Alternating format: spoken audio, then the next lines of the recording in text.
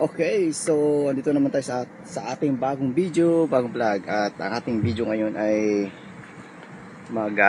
babike-bike tayo dito sa all around dito kung saan tayo makakaabot. At pagkatapos nun ay pupunta ako ng Bata para doon na rin makiki-almusal at makikape. Ang sarap ng umagang Biyernes. Bubukang liwayway, sarap ng araw. So let's go, samahan nyo ako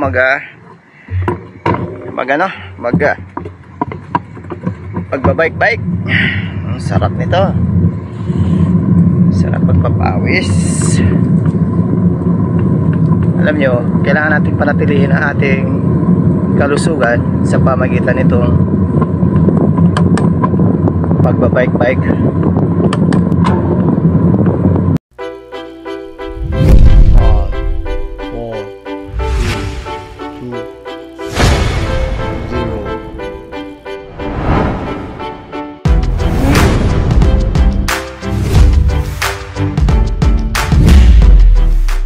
May mga ilang klasihan ng pag-exercise.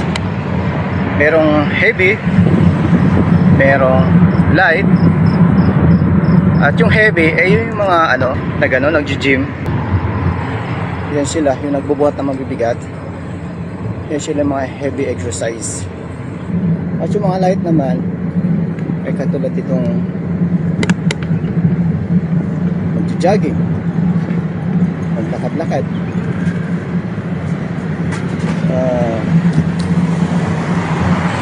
magbabike. So ito yung mga light, simpleng exercise para hindi masyado paspas yung ating hininga. Slowly but surely. Mashallah, wow, ang ganda ng araw. Ano nga yung vitamin na makukuha natin dito? Ano ba yun? Vitamin C ba sa ganito? Umagang bumubukang liwayway. Vitamin C, sarap.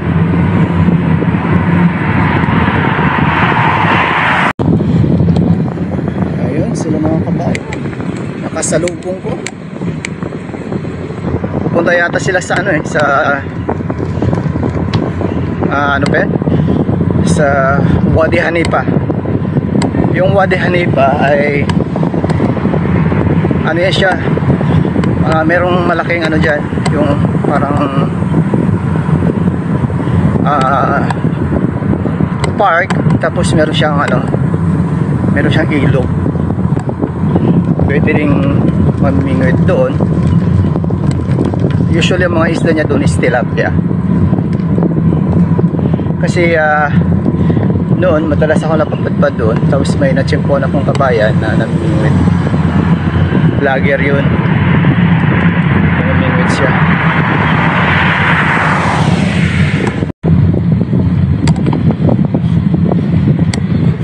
Yung dinadaanan ko ay elevated, kaya mahirap yung pa-elevated kasi buong pwersa mo yung pagpapadyak. Napupwersa mo talaga yung pagpapadyak mo pag elevated yung daanan.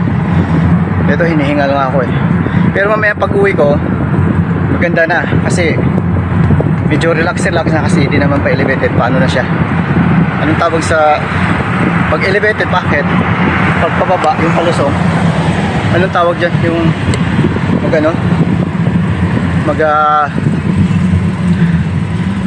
yung pababa, yung pag ganyan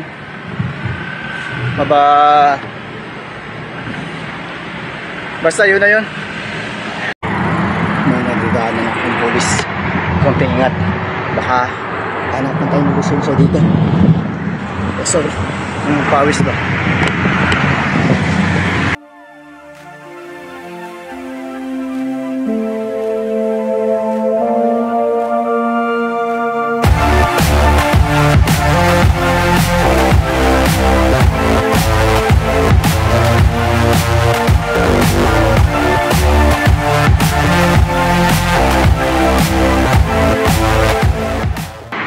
Ito, hinihingal na. Nandito ako ngayon sa, sa ibabaw ng intersection ng Corais Road o yung tinatawag na Macarod at yung Dabab Street. Kung nakita nyo itong nasa harapan ko, ito yung camera. Ito yung mga baga sa magsasaka. Ito yung consider na daga ng sakahan ng palay. Pag ikaw nakamerahan dito, pag ikaw nag-drive, sure ball ang 3,000 real mo. So sakit sa bulsa, hindi na sakit sa bulsa, sakit sa ulo. Biroy mo 3,000 real. So magkano sa Philippine money yun? 3,000. So mga 40 plus, gano'n. Kaya yung mga maneho dito talagang sobrang ingat. Ngayon pag hindi nag-iingat, check, kalaboso sa 3,000 na labas. At ngayon ay tutuloy tayo sa ating pagbabike. Kita nyo sila kabayan dito, nag-exercise din sila, naglalakad. Ito yung King Fahd King Fahd Hospital. So yung paligid ito, ginawa nilang parang lakaran. So ang ganda nga dito yung malayo ito doon sa amin. Kasi nasa nasa 5 kilometers. Kasi nung malapit lang daw doon sa amin, nagpili ako maglakad-lakad dito Kaso ang layo. Pag nilakad ko, agad.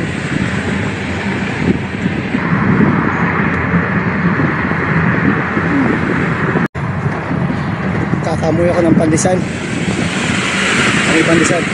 Ano kasi, nandito ako sa sa Sulimanya, sa may malapit sa Military Hospital.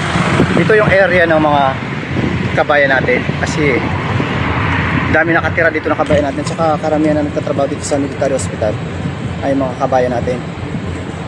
So yung naaboy ko na lutuan ng pandesal ay ito dito sa may Pastres. Kaso sarado pa. Pero sa mga malamang nagluluto na sila kasi magbubukas na yun alas 7. Yan yung Jollibee si Jollibee. Maraming mga restaurant dito ng ng Pinoy. Meron mga huway inasal, mga yung tinatawag na dampa sa atin pa sa Pilipinas, yung dampa dyan sa may Roswell Board. Dito may dampa rin sila.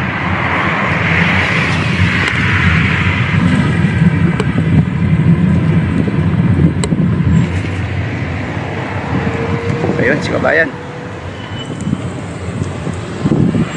Rides lang sa ano tawag dyan?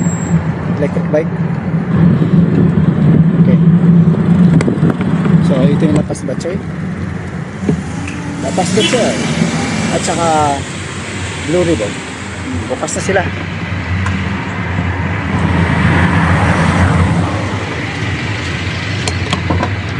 Ito yung sinasabi kong military hospital. Yan. Karamihan dito na nagtatrabaho is kabayan. Ayun si kabayan. Diyan niya nagtatrabaho sa military hospital.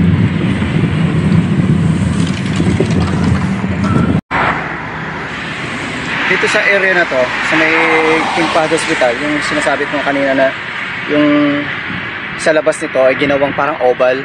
So, lakaran ng mga gusto mag-exercise. Dito naglalakad o mag-jogging. So ito yung ginawa nilang parang nasa gym na ewan ko ano bang style ng anong exercise ng aerobic yung ganito. Pero yung itim na tao kitang-kita yung puwit, hindi pa ako nag-grip Buti walang iba dito na kasamang nag-exercise, nag-aerobic dito. Kasi kung meron kasama, tsak kitang-kita yung puwit. Tapos na ako ikot dun sa may parang oval dun sa may Sulimanya. Nakadalawang beses ako dun. At ngayon ay magbibiyahe na naman ako.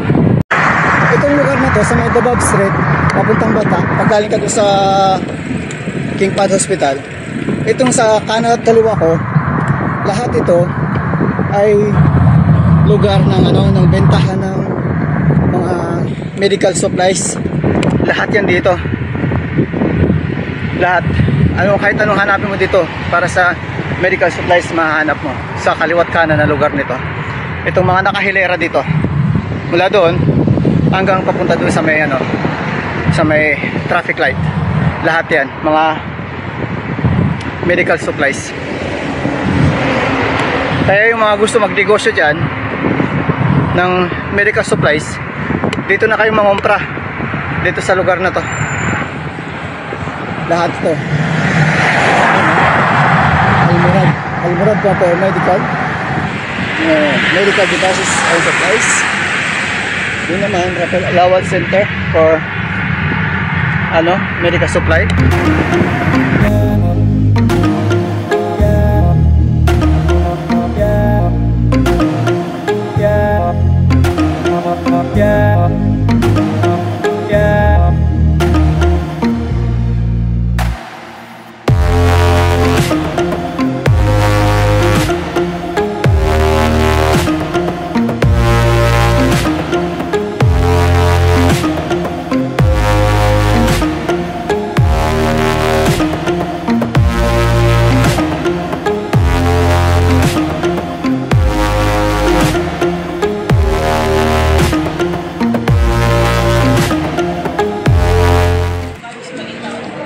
To, tapos may kasama ng tubig at saka free na rin yung 2 lumpia.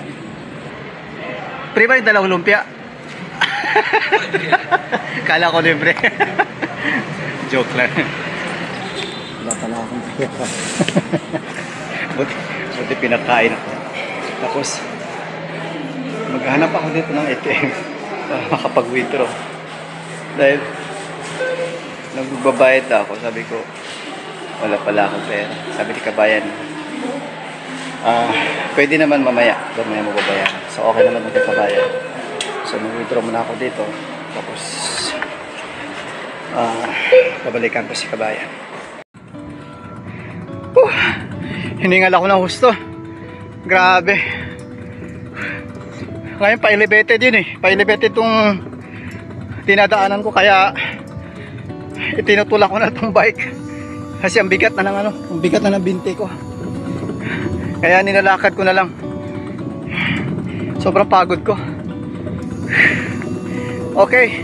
So kung bago man kayo sa akin channel, bago man kayo napadpad sa akin channel, please naman, bago natin ito tatapusin ang aking vlog, please naman, huwag makalimot mag-subscribe, mag-like, at mag-share.